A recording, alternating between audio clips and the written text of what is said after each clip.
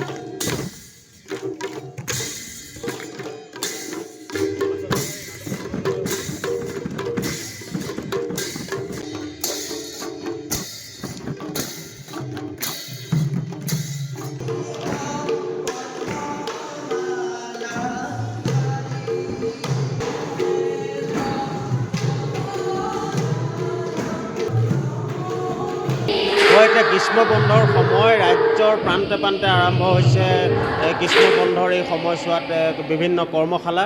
এই মুহূৰ্তত মই উপস্থিত আছিলোঁ নাৰায়ণপুৰৰ মাধৱদেৱ কলাক্ষেত্ৰত। মাধৱদেৱ কলাক্ষেত্ৰতো সত্ৰীয়া সংস্কৃতিৰ কৰ্মশালা অনুষ্ঠিত হৈছে।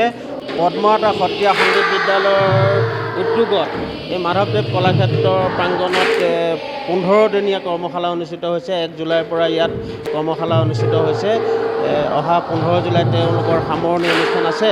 ইতিমধ্যে শতাধিক কণ কণ ছাত্ৰ ছাত্ৰীয়ে ইয়াত বৰগীতৰ আখৰাত ব্যস্ত হৈ থকা দেখিবলৈ পোৱা গৈছে। কেমেৰা সহযোগে পৰিৱেশ দেখুৱাইছে। খুব এটা নান্দনিক দৃশ্য বুলি ক'ব লাগিব। ইতিমধ্যে কণ কণ ছাত্ৰ ছাত্ৰীসকলে মহাপুৰুষ গুৰুজনাৰ যি অনবদ্য সৃষ্টি ইয়াতে বৰগীতৰ আখৰাত ব্যস্ত হৈ আছে। মই পোনে পোনে কেমেৰা সহযোগীক বৰগীতৰ মাজলৈ সোমাই যাবলৈ অনুৰোধ জনাইছোঁ।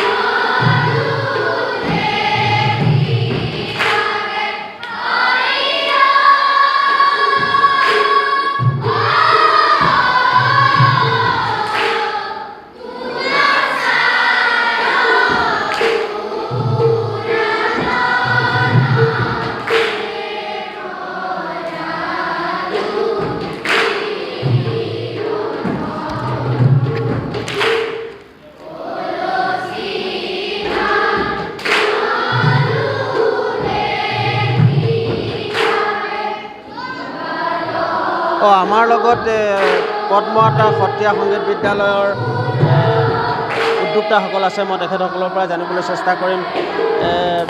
কৰ্মশালা অনুষ্ঠিত কৰিছে আপোনালোকৰ সত্ৰীয়া সংগীত বিদ্যালয়ৰ উদ্যোগত। কি ক'ব, কেনেকুৱা ধৰণৰ আয়োজন? হয়, আমাৰ 1 তাৰিখৰ পৰা পদ্মমাতা সত্ৰীয়া সংগীত বিদ্যালয়ত এই কৰ্মশালাভাগ অনুষ্ঠিত কৰা হৈছে। আৰু আমি ইয়াত বিষয় হিচাপে লৈছোঁ বৰগীত, গায়ন বায়ন, খোল বাদন, সত্ৰীয়া নৃত্যৰ বহুকেইখন নৃত্য আমি ইয়াত জড়িত কৰাইছোঁ। আৰু নাৰায়ণপুৰ অঞ্চলৰ বহুকেইজন ছাত্ৰ ছাত্ৰী পৰীক্ষাৰ্থী আহি আমাৰ ইয়াত অংশগ্ৰহণ কৰিছে। তাৰ বাবে আমি যথেষ্ট আনন্দিত অনুভৱ কৰিছোঁ।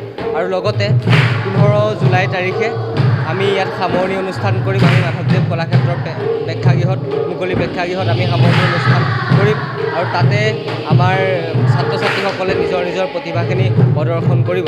আৰু লগতে ইয়াৰ দ্বাৰা জনাওঁ যে আমাৰ পদ্মতা সত্ৰীয়া সংগীত বিদ্যালয়ত এই মাহেলী বা 15 দিনীয়া কৰ্মশালাৰ উপৰিও সাপ্তাহিক আমি বিদ্যালয় হিচাপে আমি প্ৰশিক্ষণ প্ৰদান কৰোঁ। সকলো ইচ্ছুক ছাত্ৰ ছাত্ৰীসকলে আহি সপ্তাহৰ 2টা দিনত আমাৰ ওচৰত প্ৰশিক্ষণ গ্ৰহণ কৰিব পাৰিব। আৰু আমি এই সামৰণি অনুষ্ঠানত ভাগ যাতে সুচাৰুৰূপে পৰিচালনা কৰিব পাৰোঁ, সুন্দৰভাৱে চলাই নিব পাৰোঁ, তাৰ বাবে সকলোৰে পৰা আশীৰ্বাদ কামনা কৰিছোঁ। ভাওনা এভাগো ইয়াত হয়, এভাগীয়ে ভাওনাও লৈছোঁ মাধৱদেৱৰ ঝুমুৰা। আমি সকলো কাৰ্যসূচীৰ অন্তত 15 জুলাই তাৰিখে সন্ধিয়া 7 বজাৰ পৰা কুকুৰা খেলা ভাওনা ভাগ এই প্ৰশিক্ষাৰ্থীসকলক লৈ পেলাই আমি অনুষ্ঠিত কৰিম। আমাৰ লগত প্ৰশিক্ষকগৰাকীও আছে, আখৰাত ব্যস্ত হৈ আছে ছাত্ৰ ছাত্ৰীসকল। আপুনি প্ৰশিক্ষণ প্ৰদান কৰিছে, কি ক'ব, কেনেকুৱা অনুভৱ? বহুত সুন্দৰ লাগিছে। আমাৰ ইয়াত প্ৰায় শতাধিকে ছাত্ৰ ছাত্ৰীয়ে প্ৰশিক্ষণ কৰিছে। বৰগীত, সত্ৰীয়া নৃত্য, গায়ন বায়ন লগতে মাধৱদেৱৰ ঝুমুৰা কোতৰা খেলে নাটকখন আমি ইয়াত প্ৰশিক্ষণ প্ৰদান কৰি আছোঁ। আমাৰ পদ্মতা সত্ৰীয়া সংগীত বিদ্যালয়ে জুলাই মাহৰ 1 তাৰিখৰ পৰা 15 তাৰিখলৈকে গ্ৰীষ্মকালীন কৰ্মশালা যি আয়োজন কৰিছিল, ইয়াত শতাধিক ছাত্ৰ ছাত্ৰীয়ে আয়োজন কৰিছে আৰু সফল হৈ উঠিছে। আমি ভাল পাইছোঁ আৰু আমি আগন্তুক দিনত আমাৰ যি বদলা পদ্মতা সত্ৰীয়া সংগীত বিদ্যালয় আছে তাৰ ছাত্ৰ ছাত্ৰীসকলৰ লগতে আৰু যিসকল ছাত্ৰ ছাত্ৰীয়ে ইয়াত শিক্ষাদান কৰিম বুলি ভাবিছে তেওঁলোক আহিব পাৰে। আপোনালোকে ইয়াত গায়ন বায়ন, সত্ৰীয়া নৃত্য, বৰগীত, বাঁহী পাঠ্যক্ৰম অনুসৰি আমাৰ ইয়াত সপ্তাহত 2দিনীয়াকৈ আমি ইয়াত পাঠদান কৰি আছোঁ। আপোনালোকে ছাত্ৰ ছাত্ৰীসকলক আগবঢ়াই নিবৰ বাবে ইয়াত আহিব পাৰে। হয়, কেমেৰা সহযোগী মই খুব পুনৰ পৰিৱেশ দেখুৱাবলৈ অনুৰোধ জনাইছোঁ। নান্দনিক দৃশ্য বুলি ক'ব লাগিব। ইতিমধ্যে ছাত্ৰ ছাত্ৰীসকলে খুব এটা সুন্দৰ পৰিৱেশৰ মাজত ইয়াত আখৰাত ব্যস্ত হৈ থকা দেখিবলৈ পোৱা গৈছে। বৰগীত পৰিৱেশন কৰিছে, মহাপুৰুষ গুৰুজনাৰ বৰগীতৰ ইয়াত চৰ্চা চলি আছে। পদ্মতা সত্ৰীয়া সংগীত বিদ্যালয়ৰ সৌজন্যত আচলতে যি 15 দিনীয়া কৰ্মশালা, অহা 15 তাৰিখে তেওঁলোকে সামৰণি অনুষ্ঠান পাতিছে আৰু সত্ৰীয়া সংগীত বিদ্যালয়ৰ অধিৱেশনো অনুষ্ঠিত কৰিছে। মই পুনৰ কেমেৰা সহযোগী পৰিৱেশ দেখুৱাবলৈ অনুৰোধ জনাইছোঁ।